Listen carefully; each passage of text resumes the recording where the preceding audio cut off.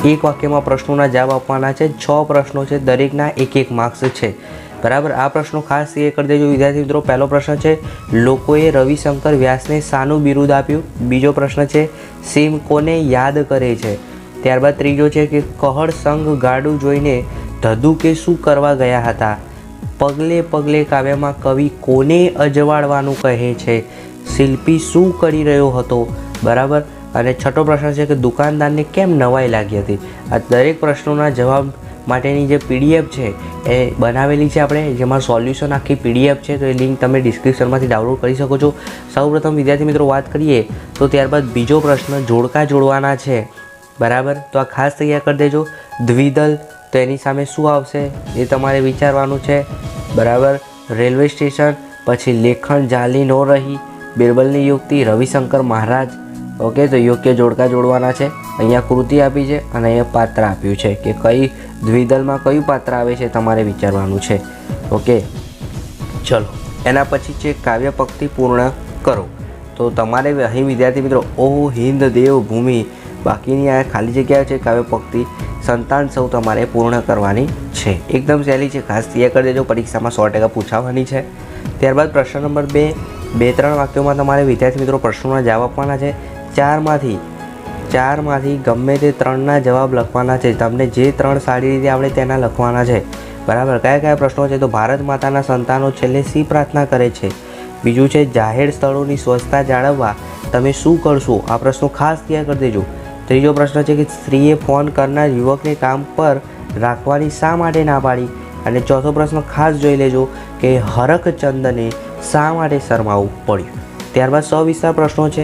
બરાબર, 4 ગુણના 2 પ્રશ્નો, 3માંથી કોઈ પણ 2 લખવાના, 8 માર્ક્સ મળી જશે તમને। પહેલો પ્રશ્ન છે લેખક વરસાદનો આનંદ કઈ રીતે માણે છે? બીજું છે રવિશંકર મહારાજના કાર્યથી સમાજના લોકોને કયો લાભ થયો? અને કવિ કોને કોને અજવાળવાનું કહે છે? આ 3 પ્રશ્નો ખાસ તૈયાર કરી દેજો, 100% પૂછાશે। ત્યારબાદ વિદ્યાર્થી મિત્રો કારણ આપવાના છે, 2-2 ગુણના પ્રશ્નો છે। 4માંથી ગમે તે 3 લખવાના છે, 6 માર્ક્સના આ પ્રશ્નો છે। બરાબર, પહેલું છે મહારાજ મૂક સેવક તરીકે જાણીતા કેમ બન્યા? એનું કારણ સમજાવો। બીજું છે સાંજે જમતી વખતે રાજા ગુસ્સે થયા, કારણ આપો। ત્રીજું છે ગોદરું નામનું નાક કહેવાય છે। પછી બાદશાહે નોકરને ફાંસીની સજા ફરમાવી। ઓકે, હવે વિદ્યાર્થી મિત્રો પ્રશ્ન નંબર 3 છે વ્યાકરણ વિભાગ। અહીંયા ખાસ સમજો, હું તમને વ્યાકરણ વિભાગ શીખવાડી દીધી એટલે તમને પરીક્ષામાં કોઈ જ તકલીફ નહીં પડે। સૌપ્રથમ વ્યાકરણ વિભાગમાં જોઈએ તો 2 માર્ક્સમાં રૂઢિપ્રયોગ છે। બરાબર, ગમે તે 2ના અર્થ આપવાના છે। તો પડતો મૂકવું, બરાબર, તો આપણે કોઈ કામ જે છે એ પ્રયાસ કરીને છોડી દઈએ અને પડતો મૂકવું, રૂઢિપ્રયોગનો અર્થ તમારી રીતે પણ તમે લખી શકો છો। પગરણ માંડવા, લાલ પીળા થઈ જવું એટલે શું થવું? ગુસ્સે થવું। ઓકે, એનો અર્થ થશે ગુસ્સે થવું। હવે છે નીચેના શબ્દોને શબ્દકોશ ક્રમમાં ગોઠવો। ચલો, તો સૌપ્રથમ શું આવશે? તો કોયલ આવશે, પછી શું આવશે? ગાજર આવશે, અને પછી આવશે મોગરો। પહેલાં કોયલ, પછી ગાજર અને પછી મોગરો। ઓકે, હવે બીજામાં એ રીતે જોઈએ વિદ્યાર્થી મિત્રો, તો બીજામાં સૌપ્રથમ શું આવે? તો સૌપ્રથમ સ્ત્રી આવે, સંતાન અને સૃષ્ટિ। ઓકે, તો પહેલાં શું આવશે? સંતાન આવશે। ઓકે, પહેલાં આવશે સંતાન, ત્યારબાદ સૃષ્ટિ અને ત્યારબાદ સ્ત્રી। ઓકે, આ રીતે ક્રમ આવશે। ચલો, નામપદ ઓળખવાનું છે। નામપદ, પહેલું વાક્ય જુઓ, ગાય ચરે છે, તો અહીં ગાય જે છે તમારો જવાબ આવશે। ગાય શું છે? આપણું નામપદ છે। રમેશ વાંચે છે, તો વાંચવું એ ક્રિયા થઈ, પણ રમેશ જે છે એ નામપદ છે, તો આપણો જવાબ આવશે ગાય અને રમેશ। ઓકે, ચલો, રૂઢિપ્રયોગ કમ્પ્લીટ કર્યું, ખબર પડે છે વ્યાકરણ। હું તમને અહીં આ વિડીયોમાં એવી રીતે સમજાવીશ કે તમને ગમે ત્યારે વ્યાકરણના પ્રશ્નો પૂછાશે, 100% આવડશે અને આવડશે જ। શબ્દ સમૂહ માટે એક શબ્દ, તો આ પ્રશ્ન ખાસ એ કરી દેજો। પથ્થર, ધાતુ વગેરેને સુંદર આકાર આપનાર કે કોતરણી કરનાર। બરાબર, તો શિલ્પકારી આપણે જાણીએ છીએ એનું નામ, એ લખી દેવાનું કે શિલ્પકાર। ત્યારબાદ ઝટ ઉકેલી ન શકાય તેવા પ્રશ્ન। બરાબર, ત્યારબાદ વિદ્યાર્થી મિત્રો પ્રકાર વાક્યનો ઓળખવાનો છે। આ મહારાજને તમે નથી ઓળખતા, યુવકે હસતા હસતા ના પાડી। તો આ પ્રકાર તમારે વાક્યના જણાવવાના છે કે આ કયો પ્રકાર છે? તો પ્રશ્ન વાક્ય છે, અને આ કયો છે? તો નિષેધ વાક્ય છે, નકાર વાક્ય છે। ચલો, નીચેના વાક્યમાં ક્રિયાપદ કયું છે તે લખો। ચલો, દુકાનદારને અત્યંત નવાઈ લાગી, તો અહીં ક્રિયાપદ કયું થયું? તો નવાઈ એ ક્રિયાપદ થઈ।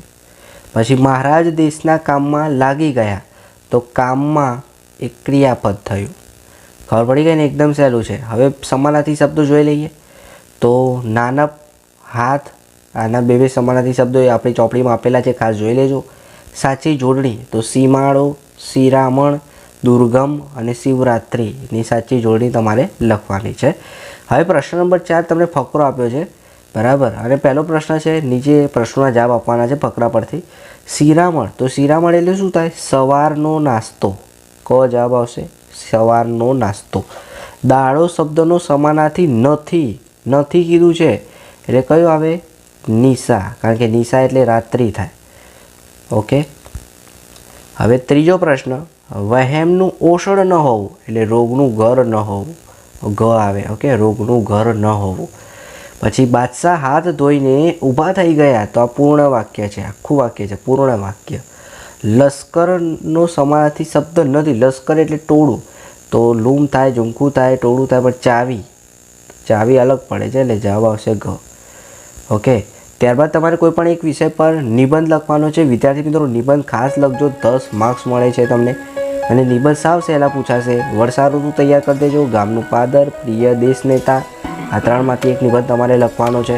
ત્યારબાદ પ્રશ્ન નંબર 5, છેલ્લો પ્રશ્ન છે. તમે આ ચિત્ર આપેલું છે અને એના આધારે નીચે જે 5 પ્રશ્નો આપ્યા છે એના જવાબ આપવાના છે. માતા કોને વહાલ કરે છે? માતાની પાસે શું પડ્યું છે? તમે અહીંયા ચિત્રમાં જોઈ શકો છો. ચિત્રમાં જોવા મળતા કોઈ પણ 2 વાસણના નામ લખવાના છે. ચિત્રમાં કુલ કેટલી સ્ત્રી છે એ તમારે જણાવવાની છે. ચિત્રમાં એક ઋતુ દર્શાવે છે અને એ કઈ ઋતુ છે એ તમારે જણાવવાની છે. ઓકે. તો વિદ્યાર્થી મિત્રો, આજના વિડીયોની અંદર આપણે ધોરણ 6 વિષય ગુજરાતી કુલ 80 માર્ક્સનું વાર્ષિક પરીક્ષા